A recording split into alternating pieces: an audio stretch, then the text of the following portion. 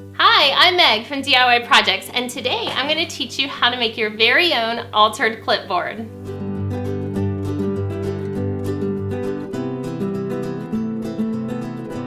We're not going to need a ton of supplies to make this project, so let's go ahead and review them. Of course, we'll need our clipboard.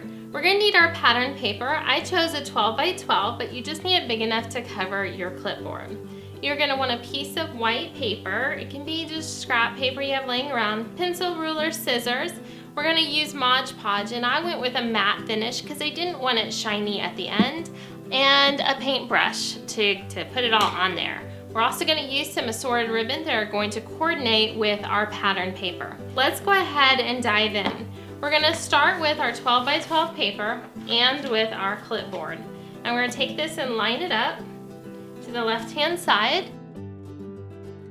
I also want it flush to one of the top edges. I'm going to use my pencil and just trace, and make sure if yours has rounded corners to get that as well. Once you've done that, then you're just going to grab your scissors and trim it out. Now is when we're going to want our paper and our ruler.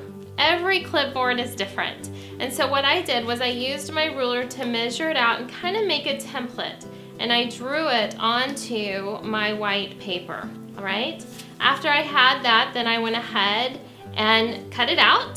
So we'll do that. And then what I did was I put my pattern paper all the way flush to one side. And here is my little template.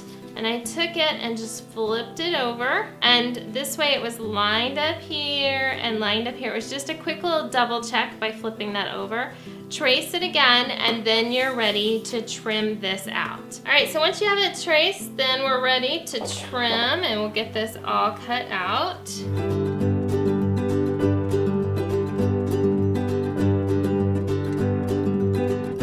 Okay, so we have this, and it's gonna fit in there. Mine has annoying little tabs, but it's still a super cute clipboard.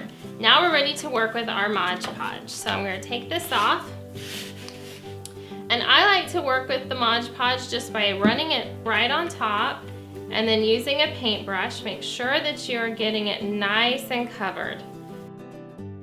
Okay, so once we have that, and I'll finish the other half of this later, then we're just going to take our pattern paper and just drop it right on top. Just make sure it's nice and lined up and get it all adhered down. And then the next thing that I like to do, and this is definitely a crafter's preference thing, I like to go back over it with Mod Podge. So I can still squirt some on and just go over the top. And what I like to make sure to get are these seams, because that's going to keep it from popping up on me. And so that's just what I prefer to do. Okay, so our clipboard is technically done, but I still want to add a few more things to it. So I'm going to grab my pencil because I don't like pinching myself. And remember all this ribbon that I had sitting out before? Now we're going to use it. I'm going to take it, and I'm just going to go in double knots. You can go in single knots. They won't stay as well. Depends on how much you're going to use your clipboard. Then we're going to trim it. These are fun gifts to make. These are great projects, like rainy day projects to do with your kids. So I'm just alternating ribbons. You can repeat them. You can make this as full as you want. So once we've tied all of our ribbon at the top, we have our clipboard complete. Isn't that cute?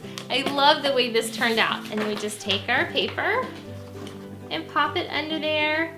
And it makes any boring to-do list a little bit more fun.